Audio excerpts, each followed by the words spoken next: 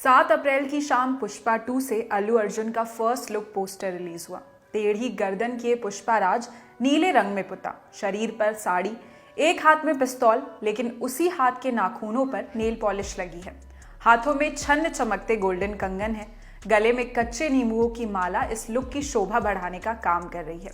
अल्लू अर्जुन का ये लुक चौंकाने वाला था। लोगों ने उम्मीद की थी कि वो अपने सिग्नेचर पोज में दिखेगा, हाथ में बंदूक, बदन पर लुंगी बांधे या फिर दुश्मनों से लड़ रहा होगा। कुछ ऐसा दिखेगा जिसे सोसाइटी मैस्कुलिन मानती है। अगर आपने पुष्पा द राइज देखी है तो जानते होंगे कि पुष्पा राज का फीमेल कैरेक्टर की तरफ कैसा नजरिया होता है। मेकर्स ने उस पूरे नोशन को इस एक पोस्टर से धम करके उलट दिया। सोशल मीडिया पर यह लुक रिलीज होने के बाद से ही जनता लहालोट हो रखी है। लोग इस लुक का कनेक्शन समझना चाह रहे हैं। वहीं कुछ ने लिखा कि ये कांतारा का असर है।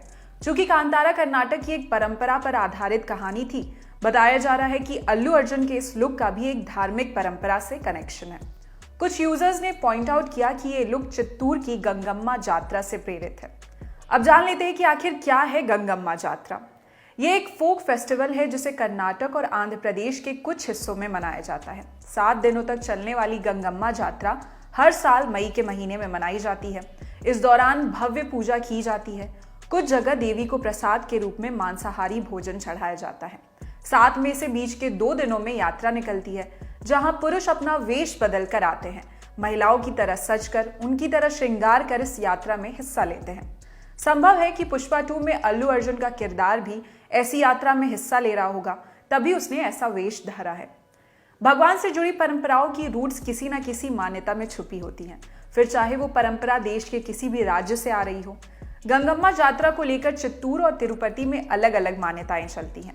बताया जाता है कि बहुत सालों पहले चित्तूर में एक जानलेवा महामारी फैली थी। लोगों को समझ नहीं आ रहा था कि क्या किया जाए। ऐसे में गांव के मुखिया ने एक उपाय सुझाया कि पूरे गांव को हल्दी के पानी और नीम से पवित्र किया जाए। चित्तूर में होने वाली गंगम्मा जात्रा का जन्म इसी तरह हुआ। वहीं तिरुपति में मनाई जाने वाली गंगम्मा जात्रा की कहानी बिल्कुल विपरीत है।